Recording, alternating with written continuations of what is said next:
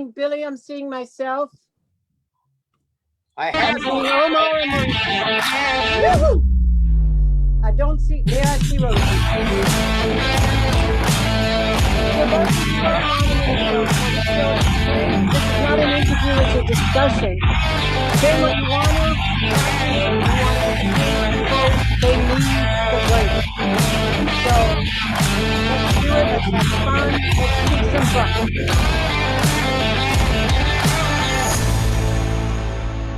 Mauricio, are you there? Hello, everybody, and welcome to this very, very special WBC talk. This is Hollywood unboxing, and as you can see, we have Hollywood here. I just want to introduce each of you. First, I want to introduce Xochitl Lagarda from the WBC University. She's going to say hi, everybody. Something about all the WBC they have. Okay, welcome. Yes, hello, everybody. Thank you for sharing this panel with us. Thank you, Victor. Thank you, Mauricio, and everybody. Now we have Mauricio Suleiman, the president of the WBC, and I'm sure he wants to welcome everybody. Thank you. Thank you. I'm very happy to be with my heroes from the screen. I know all of you from real life, personal life. I have witnessed your way of being so humble and so passionate about boxing or sport. So I feel thrilled to have and welcome you to these WBC talks in which we are giving thousands just a moment of relief, a moment of happiness, a moment of entertainment. So thank you very much, and we're going to have lots of fun. And now we have Jill. She's going to be moderating. Jill Diamond. She's WBC chairman, WBC Cares chairman. She's a New Yorker. She's a multiple Emmy winner, and she's one of the best persons I know. Oh, Victor, so sweet. I am so thrilled to be here with you guys. I mean, Tonys, Oscars, Emmys, we have so much talent here. We shouldn't be talking about movies. We should be making a movie. So let's hit it. Thank you, Jill. Now I want to introduce first, ladies first, Rosie Perez. She's an actress, community activist, talk show host, author, dancer, choreographer. Her film breakthrough performance was her portrayal of Tina in Spike Lee's Do the Right Thing in 1989. And of course, we all love her in White Men Can't Jump, 1992. Nominated to the Academy Award for the Best Supporting Actress for Fearless in 1993, as well as 3 Emmy Awards for her work as choreographer in Living Color from 1990 to 94.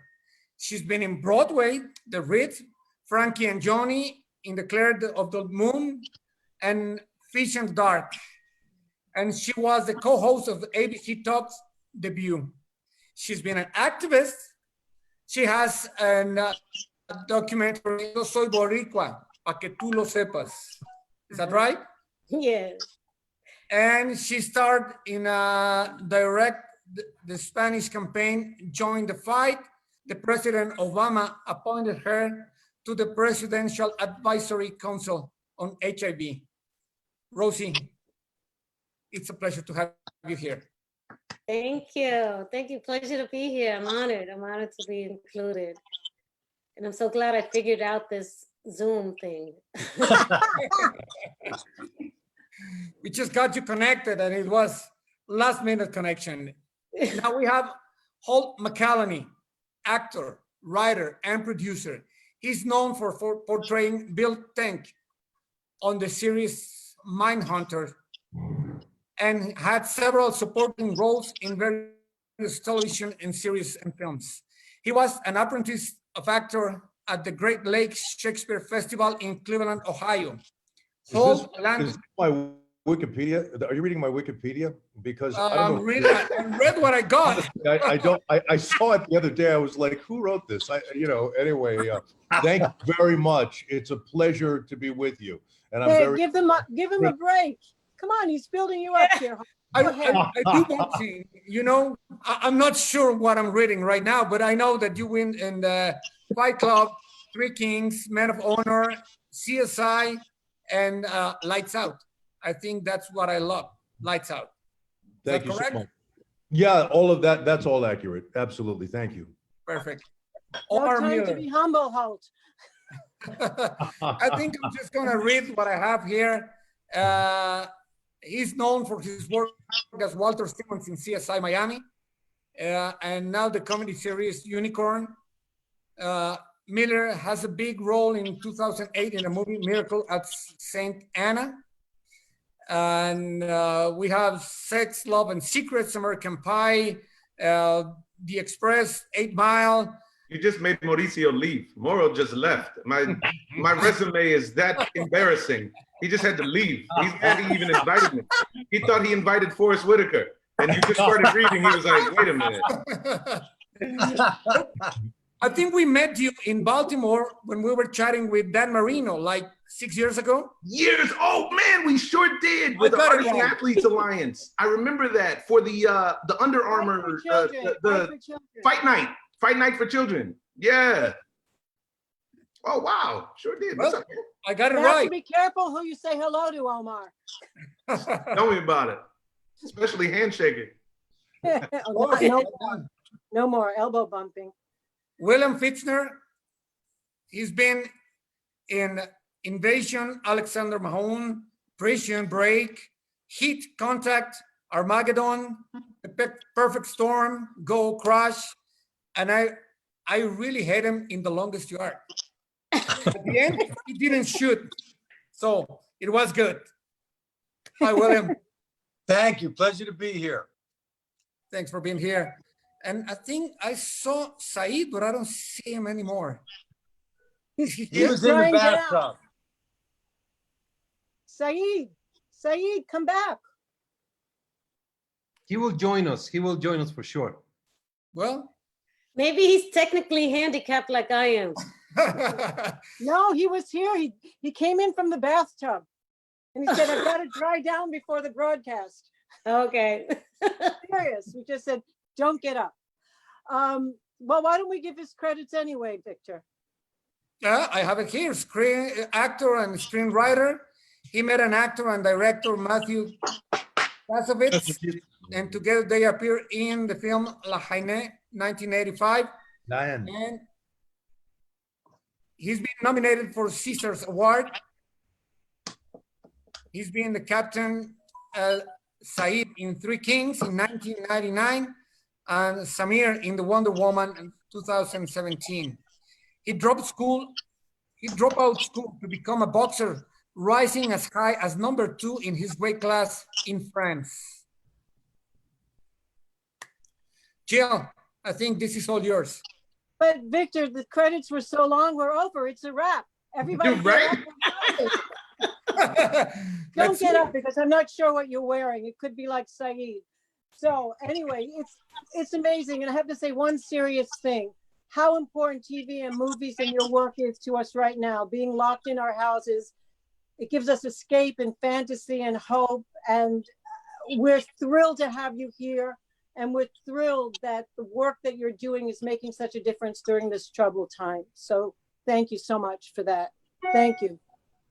So we're going to start by asking everybody a question, one at a time.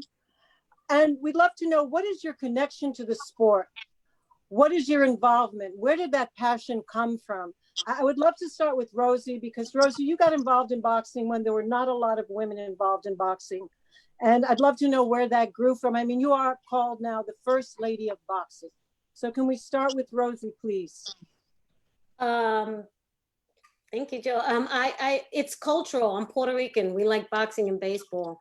So I just grew up around it. I grew up watching it, not really understanding what I was watching, but just was fascinated by it. And then it was the Sugar Ray Leonard versus Willie Benitez that got me hooked, because I had a secret crush on Sugar Ray Leonard, but I couldn't tell anybody because he's not Puerto Rican. And Willie Benitez excuse me, and so yeah, I was rooting for Willie, of course, but I also was rooting secretly for Sugar Ray. But when Willie lost, it was such a shock. And I remember the entire house was crying. I was crying too. And I just got hooked, because what people don't understand is that when you get emotionally attached to a fighter, you're with them from that until the end of their career and beyond. You'll see them at the International Boxing Hall of Fame, and they'll bring you to tears once again just to be in their company. And so that's what did it for me. And you know, the first lady of boxing is such a huge honor. And but one time it almost got me beat up. There was this, I forgot her name. I think she's from Finland. And she said, "I'm the first lady of boxing. Who the hell are you?" Oh, Cecilia Brackett. It was so funny. She goes, "Who did you beat?" And I go, "Oh, Diana Garcia from Bushwick." You know, and I was like, I was like, "Lady, I don't want to fight with you. You're the first lady." No, you don't. Okay, go ahead. You have it. And then she found out. Yeah, it's like, no, I'm just a super fan. That's all I am, and I'm just a fan here. It's a trophy title, Teller. It's a trophy title. Exactly. She's got the world title. Yeah. But Rosie, she knows very much. I watch her. Absolutely. I follow her in Twitter every Saturday night. She's giving the commentary, and she's right on. She's really knowledgeable. She's not just a person just making comments. She really knows what she's talking about. And at every big fight I go to, she's there. Yeah. Absolutely shows up. Absolutely shows up. It's amazing, and we are so pleased and honored that you've been such a long friend of the WBC. We love the relationship with you, Rosie. Thank you. Oh, and thank you. Hey. Oh, hey. Hey. Oh, Saeed? Who showed up? Saeed Saeed. connected, and he's dressed. He's dressed. How disappointing. Push the button. The Said, put the button on the volume. You can't hear it. No. All right. Well, Saeed is figuring that out. And Saeed, make sure your hands are dry when you push that button. Okay, good. I'm back. Okay. I'm here. All right. Hey. Right. Hey. Salut mon ami, How ça you fait guys plaisir doing? de te voir. Hein. Ah, c'est So- gentil. Merci. Saeed, since Yes. you're here, you actually started your career as a boxer. So the question is, what is your passion? What got you passionate about the sport? What is your connection to the sport? And what keeps it growing for you? Wow, that's a heavy question. I'm gonna try to make a long answer very short. I grew up in a very tough area. Obviously, we were like a nervous kid, and boxing helped me to become a gentleman.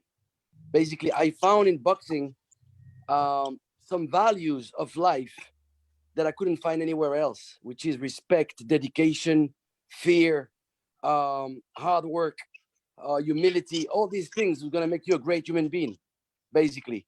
So boxing was more than just a sport for us. It was like also has a big education thing behind it. I've seen a lot of people started like tough and became gentlemen through boxing. And how is it transitioning from boxing to acting? Because there are so many similarities in terms of the personality, big freelance organization, and how did that work for you? I guess the drama, the drama in boxing that you find in boxing and the drama that you find in movies are very, very close. I always thought that boxing movies are very special when it comes to cinematographically speaking, visually speaking, Greek tragedy speaking, because boxing is a Greek tragedy, and movies are based on the Greek tragedy themselves too. So yeah, the transition was made very simple. When you realize that you can resolve your own demons without getting punched in the face, it's always better. Wow. And on the other hand, Holt, what brought you to boxing? I mean, you did the opposite. You transitioned from an actor to a boxer. So what was your passion for it? And what did it take for you to get into the mindset and to get involved in boxing with your character? Well, I decided to be an actor very young, and I actually ran away from home when I was 14, and I went out to LA to try to become an actor. And my parents found me, and they sent me to Ireland for boarding school, and I spent a year over there. And I spent, when I came back, something had happened, which was that my little brother had won the Golden Gloves. And all of a sudden, we always had a very competitive relationship, my little brother and I, but all of a sudden he was really good, and I was like, wow, my little brother, I can't have the situation where my little brother can kick my ass. I mean, that can't be, So I started going to the gym, and I really fell in love with the sport. And then I had an opportunity to be in several films about the sport, and obviously to play a boxer on a television show here in New York. And it's just what can I tell you, Jill? It's inherently dramatic. It's inherently cinematic. Because all of the themes of trying to overcome obstacles, and themes of like courage and hopefulness. It's every time a boxer steps into the ring, he takes a risk. And so I think it's just almost like the most cinematic of all sports. Well, your portrayal was amazing and authentic. I know you still work out and box, and we bemoan the fact that that show never hit a second season because we're all fans of Lights Out. I know it was hard for you to walk away from it too. Well, look, I was grateful for the opportunity. I kept boxing. As a matter of fact, my friend Saeed and I used to have some boxing workouts together back in 2006 down in Mexico when we were shooting really? Vantage Point. You remember that, Saeed? Oh my God, Holt. Oh my God. 6 degrees. Yeah, Holt is a good friend. And I can see also Omar is in the house. Omar, And Rosie Perez is in the house. I saw That's you amazing. work out with Lomachenko. Yeah, Rosie, remember in New York when I came to you and we say hi to Dawn and everybody? Yeah. And yeah, I was out in California. I was supposed to be there when you came to the training camp, but I was on the other side. You on the other side? No, you showed up maybe. No, on the training camp. When you came for the training camp with the glove and all that, I was on the other side, but I show up in LA. In LA, I took you to the locker room, Puerto Rico. Whoa. and then I saw you in New York too. I work. Loma is not just a friend, it's family. So I'm gonna be there all the time. So Omar, you are known for playing a character in football. I don't know which you consider more difficult, football or boxing, in terms of the repercussions and whatever. But what is your feeling for boxing? When did you get involved with it, and what is your connection to it? I think they're both really dangerous, and if you can, you should avoid both of them. But I'm a massive sports fan, and I grew up the youngest of 7 kids, 6 boys and a girl. So sports have always been a part of our family recipe.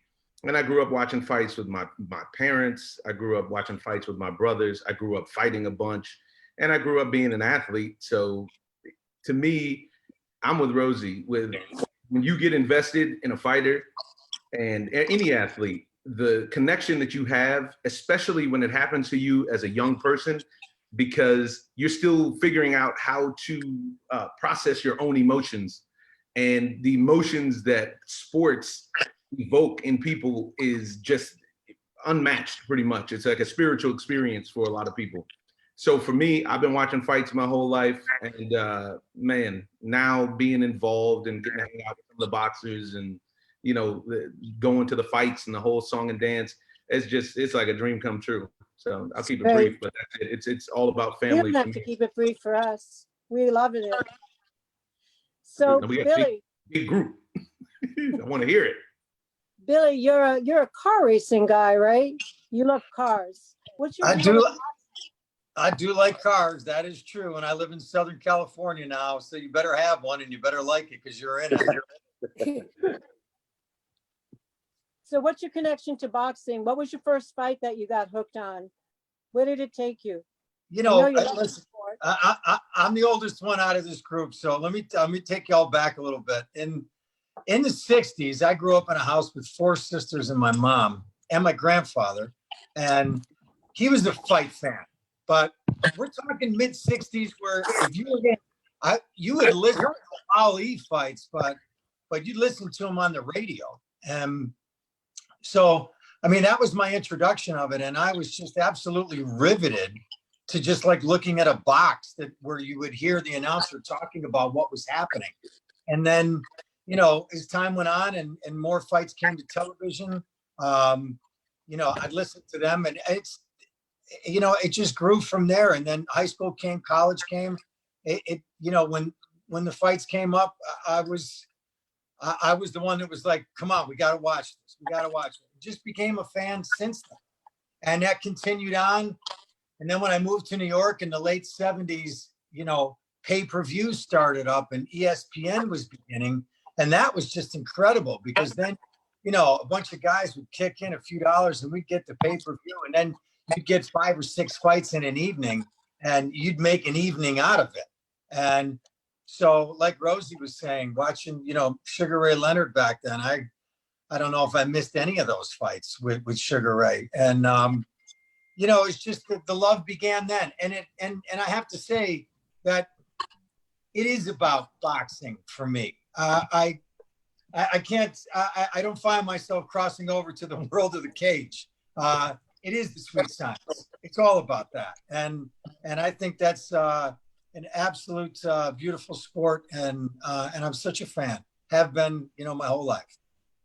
You know, you're all in the movie business, and I know everyone has a secret script that they have in their head. You're all boxing.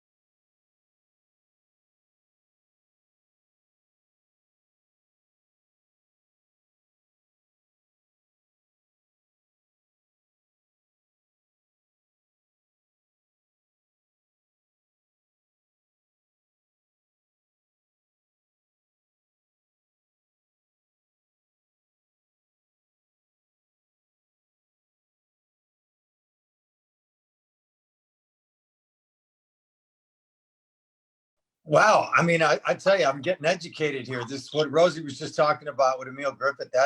I'd love to see that. I would love to see that story. How long ago was that in the works?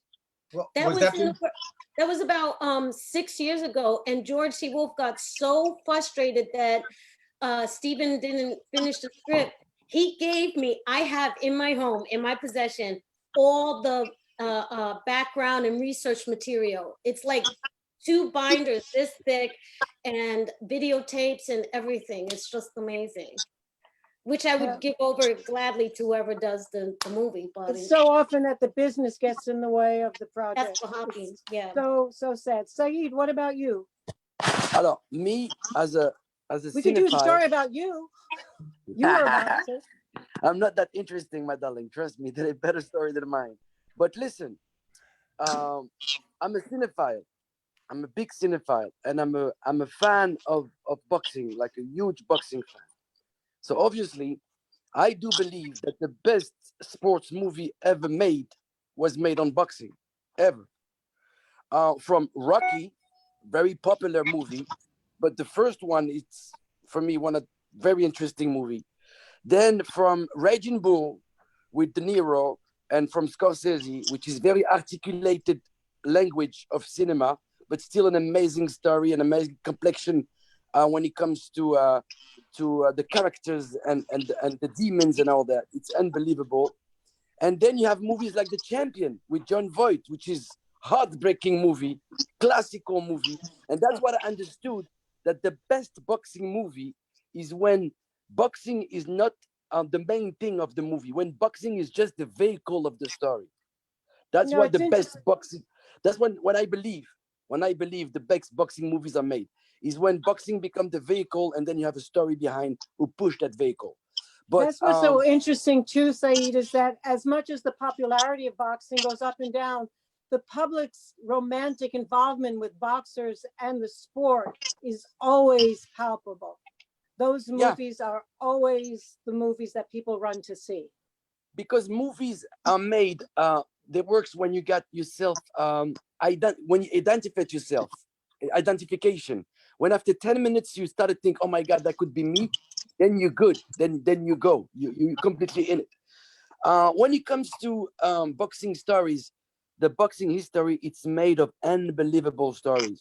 Even when the Nazi, at the time with the German, there was a young guy called Victor Young Perez, world champion from Tunisia, Jewish kid, who ended up becoming in the camp and fighting for the Nazi against big guys when he was a super light kid. Unbelievable story, bro. Like tears when you read the story. Unbelievable. And then I do believe that, not going that far, we have an amazing, unbelievable example with the guy called Tyson Fury, heavyweight champion. I would love to see that movie. Getting so much weight.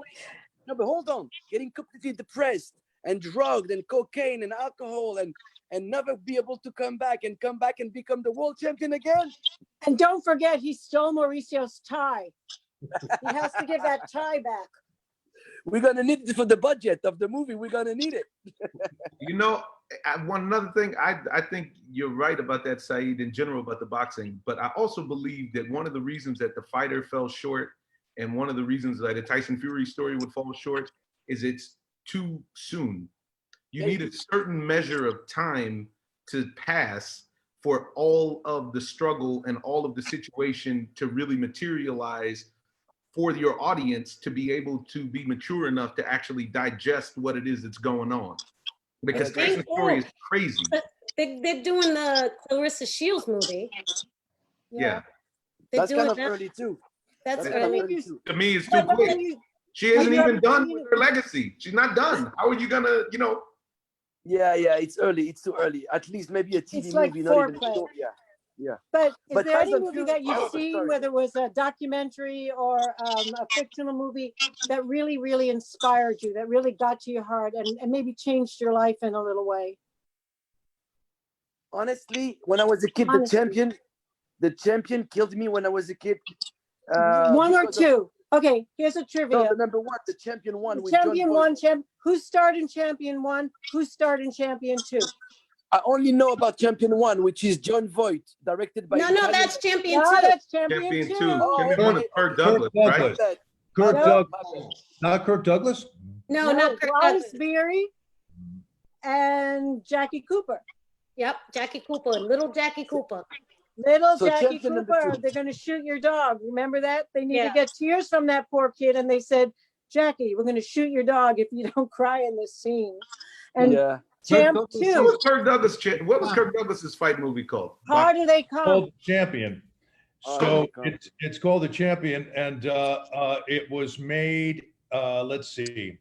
Italian it was made in director. 1949, right? And Kirk Douglas, plays a fighter named Midge Kelly, right? And Yep, five you got it. to win. And the reason that I know about that film was because sadly, it when it was released, it overshadowed one of my favorite boxing films, which is a great film called The Setup Yeah. by Robert Wise. And Robert Wise, of course, was a multiple Academy Award winner for films like West Side Story and The Sound of Music. I mean, he was an amazing an amazing director. And this movie, The Setup, is largely forgotten. Robert Ryan plays an aging boxer. He's over the hill. He's just showing up and taking paydays. It opens up in a hotel room. He's there with his girl, and he said, I feel strong tonight. I feel like I could take this kid tonight. And anyway, without giving up too much of the plot, his managers have taken a payoff from a local mafioso for him to take a dive, but they don't tell him because they think he has no chance to win the fight. And then, of course, he does win the fight. And it's just about it's I don't know. It's about like the corruption in the sport, which is a real thing, but it's also about kind of knowing when to let go and, being able to do the thing that a lot of fighters find hard, which is to move on to the next phase in their lives, when their fighting careers are over. Yeah, that's like The Harder They Fall too. There's a lot Yeah, of that's an amazing movie. boxing too. There's a movie coming up. And by the way, that was Bogart's last movie. That The was his Harder They last Fall. movie? Oh, wow. There's a movie coming up, and it's starring. Oh, so the difference is the champ and the champion. Sorry. So Sorry. the other movie's called The Champion. That was my mistake. So the Kirk Douglas movie is The Champion. The Wallace Berry movie is The Champ. I apologize. Anyway, forgive me, Rosie. Oh no, there's a movie based on Harry Haft. Harry Haft was an Auschwitz survivor, and he learned how to box because the Nazis for sport would, no pun intended, seriously, would make the prison camp inmates fight each other, and whoever lost got shot in the head. Oh, So Kind of this like guy- Triumph of the Spirit, right? Triumph of the Spirit with Willem Dafoe. Do you remember that Yeah, one? yeah. So this one, second half, it's gonna be Ben Foster, and it's gonna be John Leguizamo, and it's supposed to be really, really, really good. And I know that they did a lot of training out of Trinity Boxing, and they also trained with, I think, Rob Sal as well. But yeah, it's gonna be a powerful one. Oh, how do they fall? There they go. So You can follow up, Jill, on something that Omar said. please, I lost everybody, but no, you go, know, please. it's just about sometimes, the benefit of time, allowing us to put, history in perspective, and the great fighters of another era, people like Joe Louis. My favorite fighter is, I don't know if you can see this picture, it's behind me, but can you see who this is? This is a guy named Gene Tunney. And Gene Tunney fought in the 1920s. He was a light heavyweight champion, and he was a heavyweight champion. He had over 60 pro fights. He only lost one to a great fighter named Harry Greb, who he had actually beaten 3 times, But anyway, he had a long friendship with the great playwright George Bernard Shaw. And it was this very unlikely friendship between this champion athlete and this Nobel Prize winning writer who had written these extraordinary plays like, Pygmalion and Arms as a Man. He was considered like the greatest playwright of his generation, but he loved boxing and he loved Gene Tunney. And they had this close friendship. And there's a wonderful book about it called The Prize Fighter and the Playwright. And, it talks about, Tunney's long fighting career, including, his victories over Jack Dempsey and all the things that he accomplished. He was also an actor. He starred in a movie called The Fighting Marine. Anyway, that's a movie that I would like to see made. I would like to see the Prize Fighter and the Playwright about the friendship between Tunney and George Bernard Shaw. There's an interesting one between Ali and the Beatles. What do we have up there? So we can't Can I- talk about boxing in the movies and not talk about Rocky. Are we ready to do a little Exactly. Rocky? So Rocky is like every man. It's a boxing movie, but it wraps around the protagonist that every person in the world identifies with, the humble guy who comes up and becomes victorious. And the one thing is, I think that we all have a Rocky in our lives. So like Mauricio, who would your Rocky be? Is Mauricio here? Mauricio? Hello, Jill. Who would your Rocky be? Your real life Rocky? My father, Jose Sulaiman. A humble guy who came over to take over the world. Well, he really struggled and he worked as hard as anyone ever in life. He was very proud and he had a determination to serve others. And that's what we learn as kids. And he was, let's see, this song, this is very special. Uh-oh.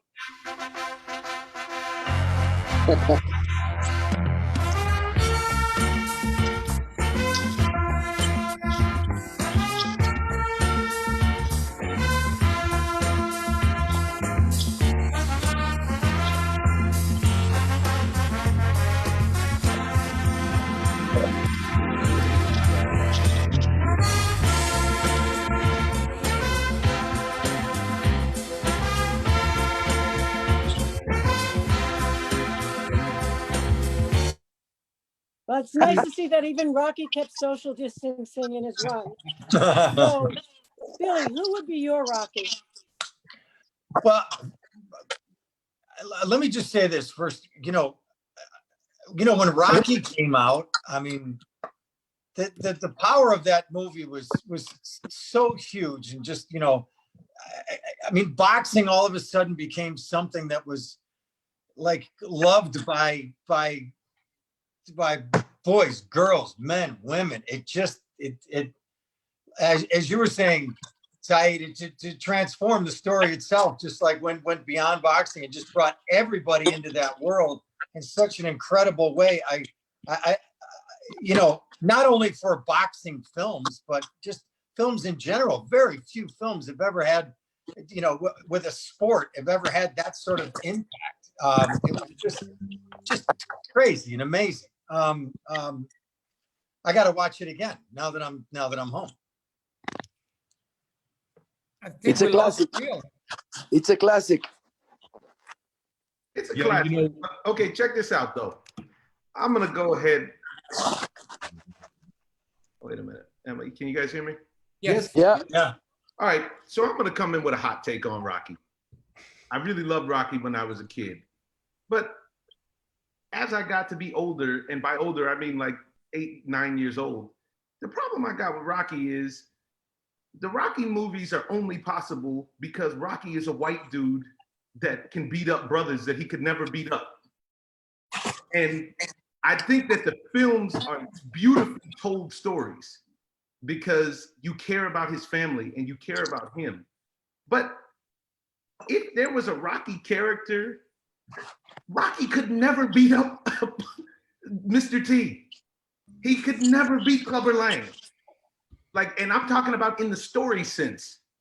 And in that, I think that's part of the aspirational part, so that people love the idea of what they may think is out of reach or isn't possible. And this is the magic and beauty of the movies, of what was able to be accomplished, especially when you add the Chuck Wetner basis and so on and so forth. I think that the script, especially the original one and the first two, are so well done. It's so fantastic because, like Saeed said earlier, within the first few minutes, you can identify with the guy. But coming from the other side of it, I always saw him beating up the brothers that made him the hero, which was wild.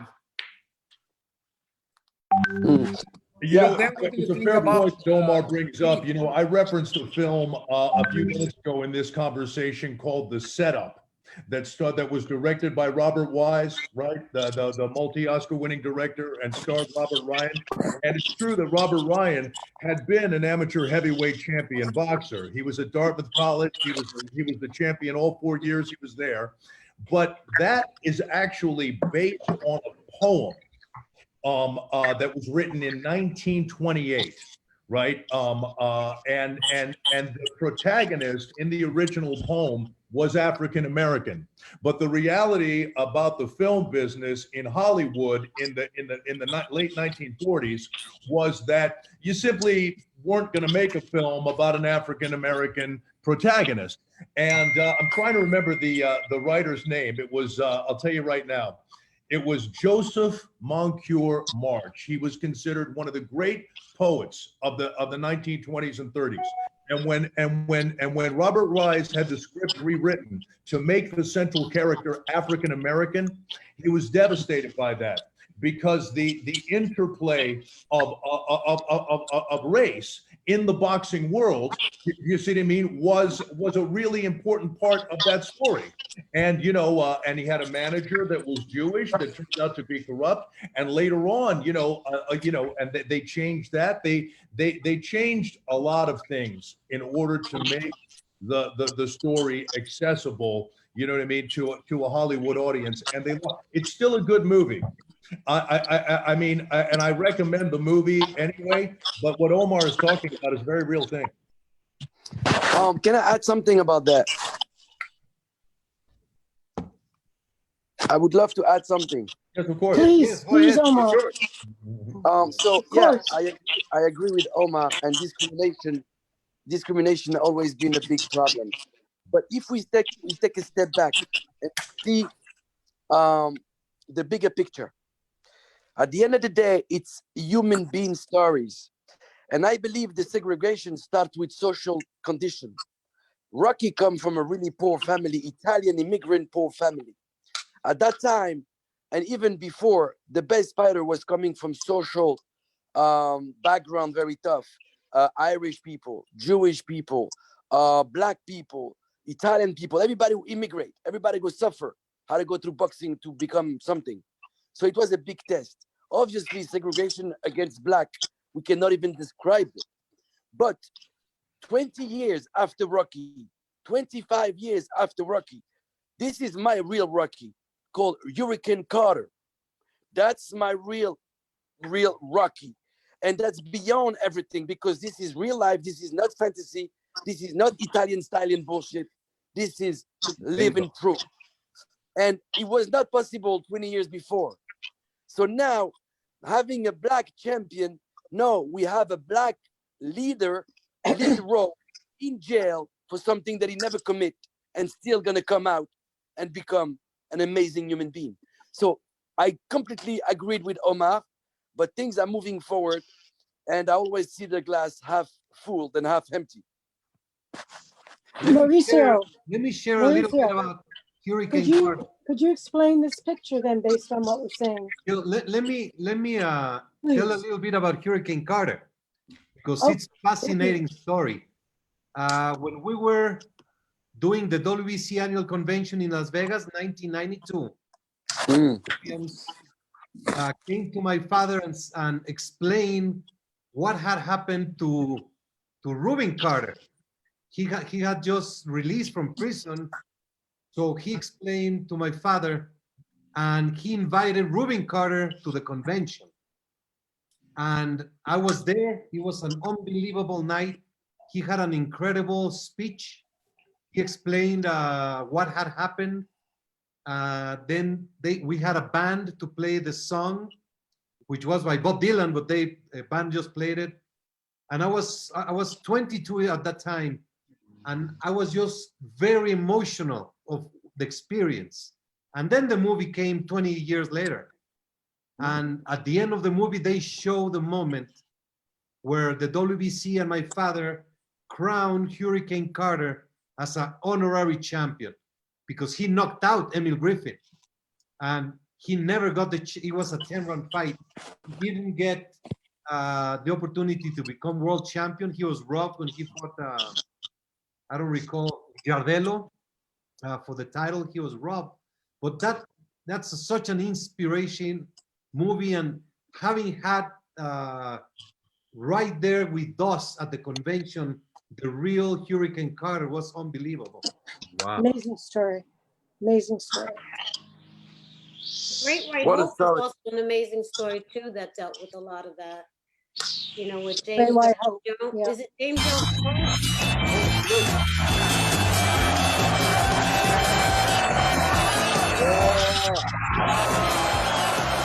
That's an inspirational human being.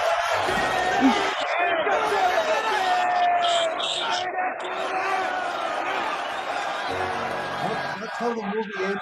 And you know, all those who were in that room when he was talking, everybody cried. It was an unbelievable time. Unbelievable. Yo, guys, you know what? You know what I just mentioned too? I just realized that sometimes you have great athletes and great boxers, they champion in the ring. And then when that thing becomes so amazing, they become also champion in the real life.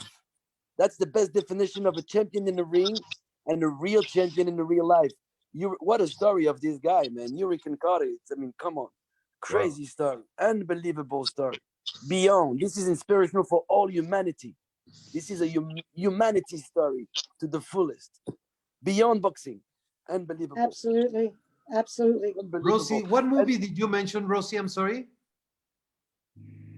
Oh, The Great White Hope. I gotta see that. Starred James Earl Jones. You know, African American man being very, very unapologetic and paying a very, very hefty price for it. So that's another socially. And I'd like to throw one out there too, Mauricio, if I may, just because it starred a good friend of mine. It's an old film from the late 1960s, but it's called Fat City, and it stars Stacy Keach. Stacy Keach. And it was it was directed by the great John Huston, and Stacy Keach plays a real down on and out, you know, club fighter. You know what I mean? At the end of his career with a drinking problem, and a very young Jeff Bridges, who I think did his first role, right? Plays a young amateur. Do you know what I mean? Hoping to start just starting his journey in the sport, and it features amazing performances from the female characters as well. Susan Terrell, just an incredible actor. Do you remember that performance, Rosie? I mean, she plays this crazy drunken chick who hangs around. What do you want me to do about it? And Candy Clark. But anyway, if you get a chance to see that one, beautifully shot by Conrad Hall, who won Oscars for like The Road to Perdition and Butch Cassidy and The Sundance Kid, that's the one. Check out my buddy Stacy Keach. It's a good movie. And that movie was so important to boxing because I really like to go not just to the big fat prize fights, you know. I love them, and but I also like prospect fights, and I like amateur fights, and I go there too. I was a staple at Broadway boxing, and Fat City to me was where the glamour was not a factor in boxing, and people forget about that part of boxing as well. You know, you don't have a good promoter, you don't have a chance at a sanctioned, you know, fight, and you know, and you're doing club fights, and it's amazing, that story. It was so heartbreaking because at that time I never knew that's how it was for a lot of boxers. And that movie educated me on that, and I remember discussing that with Stephen Farhood, because he says that's his favorite movie. You know, and it's really, oh, everyone has to see it. It's just really, really great. Really great. I think everyone has a favorite boxing movie. Billy, what's your favorite boxing movie? Favorite boxing movie? Favorite. You know, probably Raging Bull. I just it's just so multifaceted, the depth, the characters, just the story. It's just, you know, one of these riveting pieces of film. I can't take my eyes off. You know, and that was a Tell a movie very that nobody brief- wanted to make. That Scorsese was forced into making. Nobody wanted to make that movie. It didn't do well when it came out. And it grew into be such a classic. That's what happened to a lot of masterpieces. A lot of masterpieces are like that. I have a brief anecdote about Jake LaMotta. Oh, go for it. A few years, yeah. Well, I'm sure you must have wait, known him. Paul, first you have to tell me, what was the theme song to that movie? The theme song to Raging Bull? Yep. I don't recall. I don't recall. But what you Think know what Sinatra. Of course. Yeah. What was it, Said? Come fly with Entire me. movie, Frank Sinatra. Oh, So that was one thing though that we didn't mention about the Rocky movie. Just not to go back to that, but Bill Conti's music for Rocky. You know, I watched the film again last night, just in anticipation of our meeting today, and because I love the movie, and because I hadn't seen it for many years, and of course, you know, Sylvester Stallone is wonderful in it, and I love John Avildsen's direction of it, and the screenplay is fantastic, you know. But the music may be among the very best music ever composed for the screen. It's so timeless. Thematic, it's unbelievable. Unbelievable thematic. Guys, But my funny story about Jake LaMotta, it'll only take 30 seconds. 30 seconds. Go ahead, to go ahead. pick up. So I go to, I knew a mutual, we had a mutual friend. So I invited Jake LaMotta and his wife to dinner in Little Italy. And I brought an Irish boxer named John Duddy, who's retired now. They used to call him the Derry Destroyer. And I brought my mother with me, and we had a group of people. We had a lovely dinner at Angelo's on Mulberry Street with Jake LaMotta, right? And he was very nice. You know, he seemed to be having a good time. He was already like an 80-year-old guy. So we come out of the restaurant, and my friend is saying goodnight to Jake's wife. And he's, il est français, mon ami. Toi, Oui, vas-y. He gave her a little kiss on the cheek, which is what they do in France, as you know. And Jake LaMotta suddenly lost his mind at 80 years old. What are you doing kissing my wife? Kiss your own wife. What's the matter with you? I thought he was going to go for the guy. I swear to God, he's 80 years old. I'm going, Jake, he didn't mean it. He didn't mean it. He's from France. Don't get mad. Hysterical. Hysterical. I guess you can leave Italy, but Italy will never leave you. But I just want to add something about those dramatic movies about boxing, because somebody mentioned Raging Bull as a dramatic story. There is a guy named in boxing now, he just died maybe 10 years ago, who has, I believe, one of the most unbelievable stories when it comes to drama. Drama. Mr. Tapia, My Vida Loca. That will be also a very interesting movie. Oh my God. Great. Lou DiBella has the rights to that movie, by the way. We got to do that, Rosie. We're going to have to do that one day. You should call Lou DiBella because he has it. The wife gave it over to Lou, and Lou wanted me to like just give my 2 cents on it. And, you know, and I said, Lou, I am not a screenwriter. You're asking the wrong person. I said, you should go and make this movie, though, because it would be amazing. Yeah, but you should have helped him to find the right screenwriter. Okay, so we'll talk, okay? We'll talk. Because, a little bit of movie news. I don't know if this is 100% accurate, but I was told recently that the great Anthony Hopkins is going to play Customato. Yes, he is. Oh, wow. Wow. right? Wow. Yes. Yeah, so Wow. that should be a very interesting film, you know, detailing obviously, you know, his relationship with Mike Tyson, do you know what I mean, and all of the things that happened up in Catskill in the late '80s, you know what I mean, and stuff like that. That should be a really good one. Boxing One thing I That Junior. should be a great one.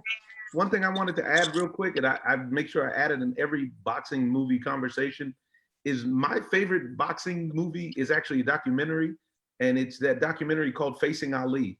And this movie is phenomenal because it's about 10 guys who fought Muhammad Ali at various points in Muhammad Ali's career and how he was the counterpoint of their lives.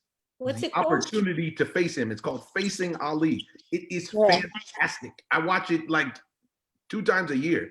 And it's Wow. Ron Lyle, Ernie Shavers, who else? George Cavallo, Yes. Larry Holmes. Yesterday Leon was Spinks, yesterday all was the kind of people. anniversary of Chuvalo and Ali. 54 years of their There fight. you go. That Joe Frazier Facing Ali. You will never ever be mad if you're a boxing fan and you watch Facing Ali. You're gonna get some information in there that is just unbelievable. How one individual through one sport can change so many people's lives. Wow. Another really great one that didn't get out too much is When the Smoke Clears. Has anyone seen that? The one about Frazier. It's not only an amazing movie about Frazier, but about the times that he grew up in. It's just That's a beautiful absolutely title. beautiful movie. I love the title. When the Smoke Clears. This is unbelievable. To knowing Joe Frazier, the title is unbelievable. Yeah. But Tapia, Ma Vida Loca, that's something very interesting too. What a drama. Oh my God. Oh my God. Drama that only boxing can bring. Absolutely. Absolutely. So, Mauricio, what is your favorite movie? aha. We can't hear him. Mauricio, what is your favorite movie? In his mute. Ah, okay. Mauricio, come back. You know, let me tell you the one that got me because of the age.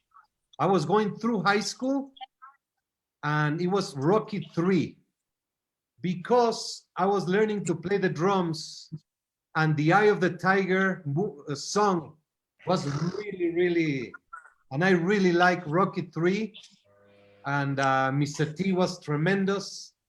I like Southpaw. I think it's a very well done movie. And I like Cinderella Man. I think Love Cinderella Man. Cinderella Love Man it. was a good movie. Hey, Mauricio, would you just explain this picture to everyone based on some things we discussed? And can we give a shout out to If it's Hulk Hogan and important. Thunder Lips? Talking about Rocky. That picture was taken before we went into the global office with President Trump. It's Deontay Wilder, Lennox Lewis, Stallone, and myself. And look at the distance, look at the sizes of Wilder and Lennox with Stallone in the middle. That was the day that Jack Johnson was pardoned by the President of the United States. It was a very special day in Washington, D.C. That photo right there is exactly why I have such major problems with the Rocky story. I'm going to send you that Because photo. if you put that picture back up and imagine a guy that size tussling with one of them fellas and believing that he's coming out victorious. You crazy? Are you crazy? Get this bum out of here and around. He's 70 years old. He's strong. I don't care if he was 25 years old. You get in there with a dude that's 6'5", 260 pounds, you going to sleep. Believe it. And when he stands on his Academy Awards, he gets taller. And I work with Sly. I love the movie. I'm just like everybody else. I love the movie. But when you sit back and you analyze it, you got to really be like, come on, man. It's so disrespectful for the idea of the heavyweight champion of the world losing to a bum. Are you crazy? To a tough guy? He can't believe it. Yo, Omar is using some real bullets. Omar is using real bullets. Okay, so if you were going to play a boxer in a movie, just fantasy time, who would you play? Rosie, who would you want to play? Yo, Rosie, what is the name of that movie with that Latina actress who played in Fast and Furious? I forgot his name. Yeah. She's part of the boxing movie. Girl fight. Girl fight. Girl fight. Yes. Michelle Rodriguez. Yes. Michelle Rodriguez. I can see you in Yeah, something like not that. a girl fight with Yeah, yeah. I can see you in something like that. What about you, Omar? Who I would would you love be? to lose 100 pounds and play Joe Lewis. That would be great. Why not? Holt, you've already done it, but let's take it from the small screen to the big screen. Oh, well, look, you know, the one of the great tragedies in my life, Jill, there are a lot of them, but one of them is that in the early days, before the Cinderella Men got greenlit with Russell Crowe attached to play James Braddock, the script was floating around Hollywood, and a casting director that Saeed knows very well, a woman named Mary Vernew, is a wonderful casting director in Los Angeles who casts movies for all of the top directors. And she sent it to me. And I was a little younger then, obviously, you know, and I read it and I thought, wow, man, James Braddock is such a compelling character. What an interesting figure. You know, so I mean, obviously, you know, Russell did a wonderful job and it's a great film and hats off to Russell. But once again, you know, if you ask me, you know, who my favorite fighter was, you know, from that era, it's still this guy, Gene Tunney, because he was kind of the thinking man, you know, heavyweight champion. He was a very technical fighter. You know what I mean? Yeah. He was the guy who really first started using the jab in the heavyweight division, which was why Dempsey, who was a monster, you know what I mean, couldn't control him. And I really, and then later on in life, you know, he became very successful. As I said, you know, he was an actor. He was a very wealthy guy who made great investments. He had a good friendship with George. So I think that Gene Tunney is one of the really special, exceptional, unique fighters in the history of boxing. Billy, is there one you could see yourself playing? Ken Norton. Oh, I can do it. I can do it. I don't know what you're laughing about. I can do it. And I'll play Jerry Quarry. I'll play Jerry Quarry. Done. You be Ken Norton, and then you knock me out. And I'm married to Rosie. Come on. Speaking of wives, you know, women in boxing, they don't show women in boxing enough in movies. I mean, even if you think about Kathy Duva, how she came out like a champ after the passing of her husband, and she took the reins and made main event something, you know, special. Chrissy Martin, you know, all that. But also, like you talk about Tapia with his wife, she was amazing. Without him, he was nothing. And you know, Rosie's absolutely right. And then, Teresa. then when they do make one, like when they made the Jackie Callan story, do you know what I mean? And Jackie Callan, of course, who was the manager of James Toney, you know what I mean, who was, you know, one of the great champions of his generation, one of the most exceptionally ring smart guys who ever lived. And then they make the Jackie Callan story, and James Toney's not in it. Yeah. And I was like, you know, and they made a composite character, which Omar Epps played, and he did a great job. But it was like the Jackie Callan story without James Toney was not the real story. So they finally made one, and then they blew it. I just wish that they would show how women are in boxing, because especially women behind the scenes in boxing, they run things. They run it. And we never get to see that. We never get to see. I mean, Jill got it. You know what I'm saying? Like, it's an amazing platform that's never been really fully utilized. Well, that's your movie, Rosie. But Rosie, you know, nowadays with cross casting, you can play anyone. You could play anyone. You don't have to play a chick. Rosie, remember the last movie that I've seen with the female character as a lead was really interesting. Was the Clint Eastwood movie. $1 Million Baby. $1 Million Baby. I love hated the ending of that movie.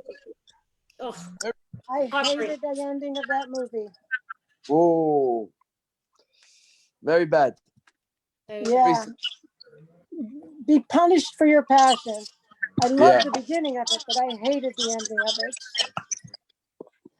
Mauricio, Yes. who would you play? Who would I play? Don You King. could play. Why? He's But you know what? Low key, Don King might be the best boxing movie to be made. Yes. The Don King Yes. story, Yes. insane. But you know, Okay. Only in America with Ving Rhames was pretty good. You know, just to give credit where credit is due, Ving Rhames did a pretty good Don King on that HBO movie back in the '90s. Didn't he win the Emmy Award for that? I think he did. He did, And right? he had the hair. He had the Can hair. He had the I whole tell a thing. He funny was Don good in King that. story? Yeah. Please. Yes. So it was the oh, my mind just went blank. Tavares Cloud. It was the fight at Barclays, and they asked me to be the ring toss girl, and I said, oh, okay, sure, why not? So I show up there, and Don King is there, and he has all these flags in his hands, and you know, the little wooden stick, little flag, and he goes, Rosita Perez, Viva Mexico. And he starts waving the Mexican flag. And I go, wrong country. And he goes, oh, right. And he pulls out the other one and goes, Viva Puerto Rico, Rosa Perez. And I went, oh my God. And he goes, and then he put his arm around me and he goes, even if you said you were from Guatemala, I got that one too. And I went, oh my God, who is this guy? Other character. That's the best story to describe that guy. That's amazing. He's gonna be Saeed, one you of have the a story most with Don successful King? hustlers in the history of the world. Huh? He's gonna I'm be one sorry? of the most successful hustlers in the history of the world. Yes. A Yeah. gangster. A real Mauricio, gangster. Full-blown gangster. Mauricio, if you play Don King, I'll play Shelley Finkel. Omar, It's a girl's name. Omar, you have had experiences with Don King? No, I've never met him. I've never met him. I never had experience with him. I've only know from first-hand stories from the people that I know that had experiences with him, and none of them were positive. That would be a great day for anyone to have lunch with Don King. You learn more than a whole semester university. I bet. Unbelievable. You know, there was a famous prosecutor. Go ahead. So guys, we're I'm being still told impressed we have to nobody wrap shot him this yet. up. So does anybody have any final comments they want to make? We'd love it. I think Saeed. Yes, let me say something. I think that there's still a lot of room in cinema for boxing movies. A lot of, especially late days lately when boxing became really popular again. I think it's an amazing material when it comes to drama, happiness. It's just the best metaphor of life. It's an amazing metaphor of life. So there is plenty story, and I hope that in the future we'll see even more. Voilà. That's great. Anyone else? Something? I just want to thank you, Jill. It was so nice of you to organize this. I enjoyed it very much. Thank you, Mauricio. It was really an opportunity to break up the monotony of being trapped in my apartment. I haven't left the house for so many days, so I really enjoyed this. Thank you for thinking of me. Thank you for including me. Thank A real you. pleasure You're to so get dear to say to hi us. to everybody. Real pleasure to get to say hi and talk to everybody and listen to everybody. Thank you. And look, we've got California, New York, France, Morocco rather, Morocco. Mexico. It's unbelievable. Yeah, Morocco. It's unbelievable. But I just want to say for the WBC, again, always stay home, stay safe, stay hopeful, and like these guys, stay cool. And we want to once again thank all of our first responders and the people who are serving us, who are risking their lives so that our lives can keep going on. We hope that the people who need the most get the most, and that we come out of this closer, more loving, and more forgiving with each other. Mauricio? Just to thank all of you. It has been magic. As I said before, I know you for a long time, and every time that we spend, we make sure that it's worth. I cannot wait to see each one of you, hug you, have a good meal, a couple of drinks, and watch a very good fight together. Yeah. And let's think of that caper movie we can do. Come on. Mauricio's itching to be on the big screen. Thank you, guys. Thank you, Victor. Thank you so Thank you, much. everyone. Buddy. Thank you, everybody. Thanks. Gracias. Bye, guys. Stay safe. Mucho Stay gracias. safe. Pleasure. Okay. Saeed, Cheerio, me Habibi. confirmed. That was amazing. It was almost going out. Unbelievable. You should have Get stayed back in the tub. Habibi. Back in the tub. I'm going Yeah. back in jail. You give Saeed my number so we could, I'll hook you up with Lou DeBella on the Glenn story. Yes, please, let's do it. Okay. Bye. Thank you. Thank you, Bye, guys. everybody. Bye-bye. All right.